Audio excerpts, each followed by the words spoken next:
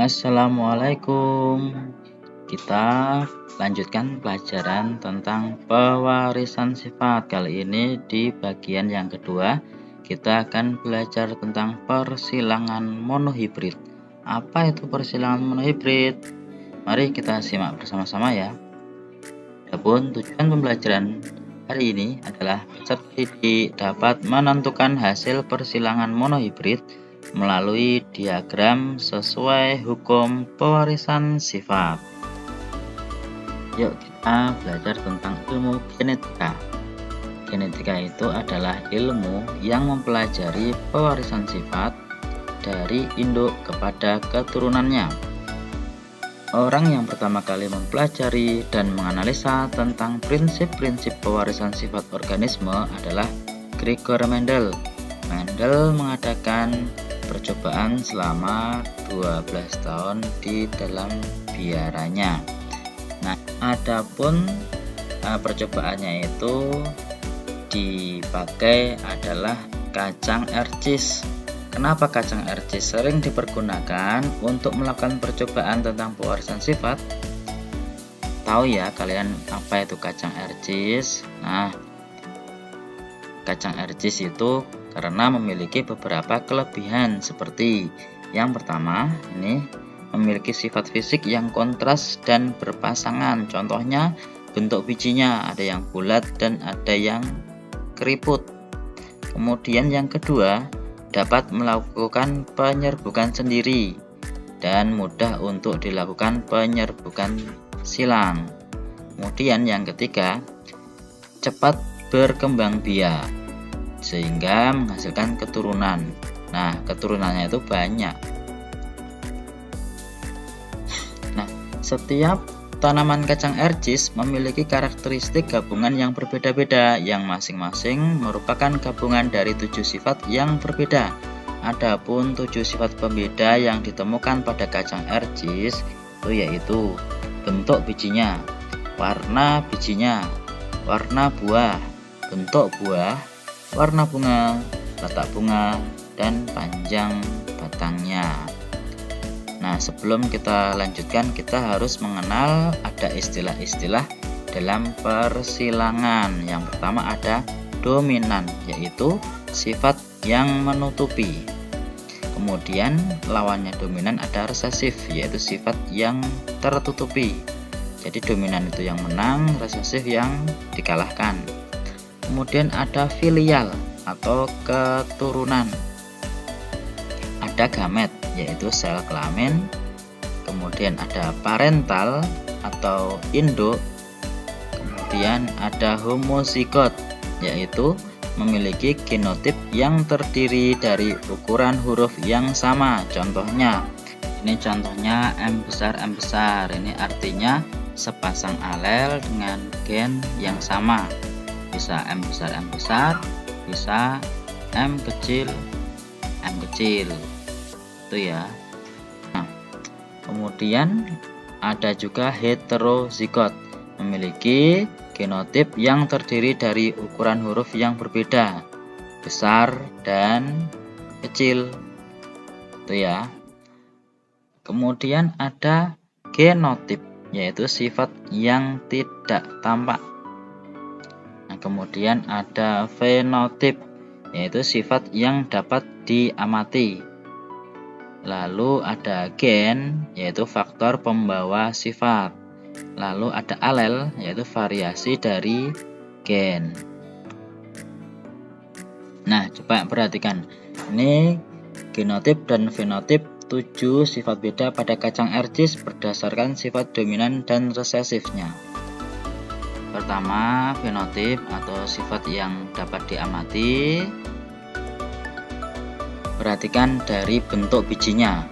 Ini ada bulat, ada yang keriput, bisa diamati ya. Kemudian warna bijinya, ada yang kuning, hijau gitu. Kemudian warna buahnya ada hijau, ada kuning. Kemudian bentuk buahnya ada yang mulus dan ada yang berlekok-lekok ini. Warna bunganya ada ungu, ada putih. Letak bunganya ada yang aksial, yaitu berada pada ketiak batang. ada juga yang terminal berada di ujung batang. Nah, kemudian panjang batangnya, yang ini yang dominan itu panjang, yang resesif pendek gitu ya. Nah, itu tadi fenotip. Kemudian berdasarkan genotipnya, perhatikan ada bentuk bijinya tadi bulat dan keriput. Karena bulat dominan terhadap keriput, maka untuk penulisan genotipnya ditulis B besar jika homozigot atau B besar B kecil jika heterozigot, sehingga penulisan resesifnya memakai huruf kecil B kecil B kecil. Nah, jadi ini mengikut dari penulisan yang dominan. Kalau dominannya B, maka resesifnya pakai B juga tapi huruf kecil. Nah, kemudian warna bijinya, tadi warnanya ada kuning dominan dan resesif hijau. Maka K besar atau K besar K kecil, ada huruf besarnya di sini. Kemudian untuk resesifnya ditulis K kecil K kecil. Warna buahnya hijau dominan terhadap kuning, maka ditulis H besar atau H besar H kecil, kemudian yang resesif H kecil H kecil, dan seterusnya. Seperti itu caranya penulisan untuk genotip. Nah, kita masuk ke hukum Mendel 1, yaitu persilangan monohibrid. Mono itu 1, maka monohibrid adalah persilangan antara dua individu dari spesies yang sama dengan satu sifat beda. Nah, contohnya apa? Warna bunga, bentuk biji atau tinggi tanaman. Nah, hukum Mendel 1 itu disebut juga dengan hukum segregasi bebas. Bunyi hukum Mendel 1. Pada pembentukan gamet, alel-alel yang berpasangan akan dipisahkan atau disegregasikan ke dalam dua gamet atau sel kelamin yang terbentuk.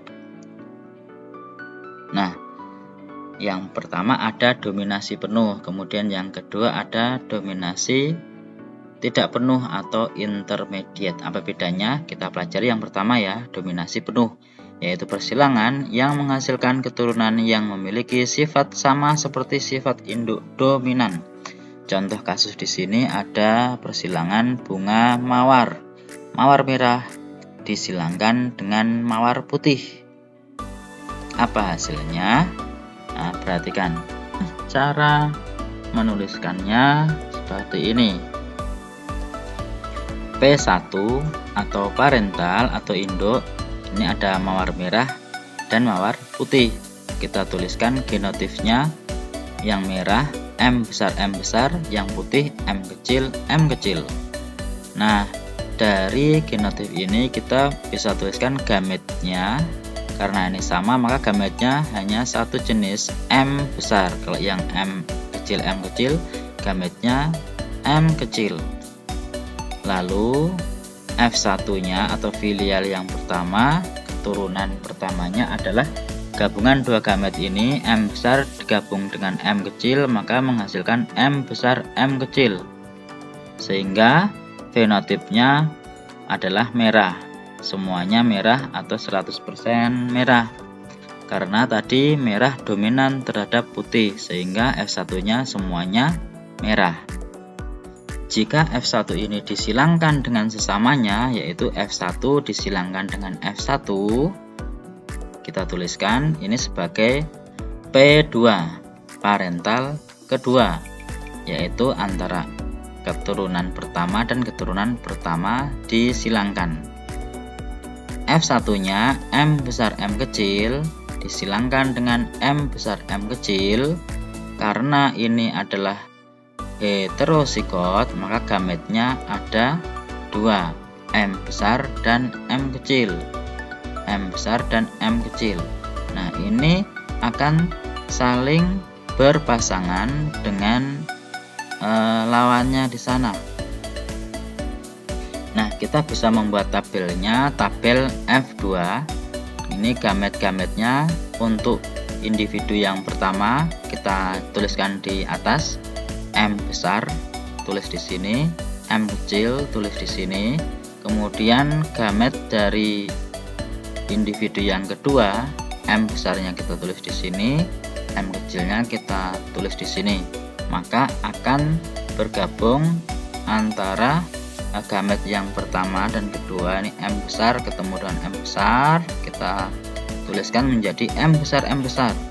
Kemudian yang M besar dan M kecil menjadi M besar M kecil. Nah, yang bawah M besar bertemu dengan M kecil menjadi M besar M kecil.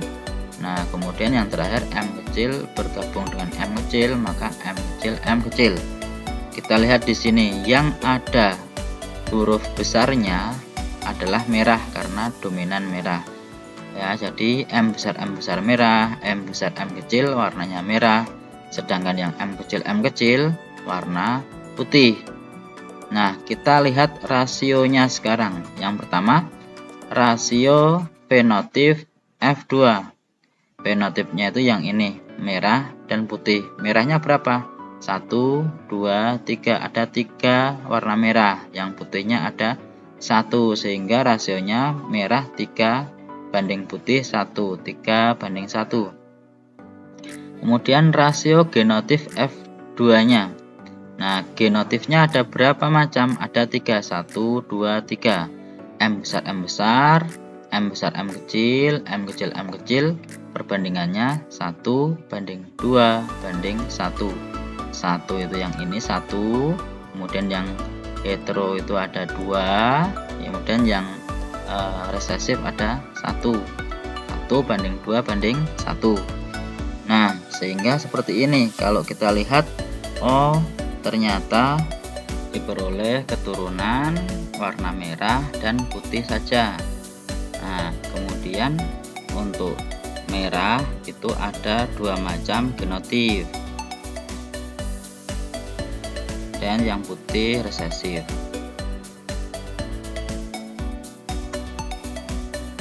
Yang kedua, ada dominasi tidak penuh atau intermediate, yaitu persilangan yang menghasilkan fenotip gabungan dari kedua induknya. Contoh kasus di sini ada bunga mirabilis jalapa atau bunga pukul 4. Hampir mirip dengan yang tadi ya, mohon dibedakan. Yang ini bunga pukul 4 warna merah akan disilangkan dengan bunga pukul 4 warna putih. Bagaimana keturunannya yang terjadi? Nah, nanti ada muncul fenotip merah muda atau pink. Nah, cara menuliskannya sama seperti yang tadi, hanya saja karena di sini merah dan putih itu sama-sama kuat sifatnya, akan menghasilkan perpaduan antara keduanya, menghasilkan F1-nya merah muda 100%. Nah, kemudian P2-nya antara F1 dengan F1 disilangkan dengan genotip M besar M kecil, diperoleh sama seperti tadi cara menuliskannya. Nah, maka sekarang fenotipnya untuk M besar itu merah, sedangkan untuk M besar M kecil itu merah muda, dan M kecil putih. Maka perbandingannya untuk fenotip F2-nya, merahnya itu 1, yang M besar itu, kemudian merah mudanya itu ada 2, yang M besar M kecil tadi, kemudian yang putih 1, yang M kecil.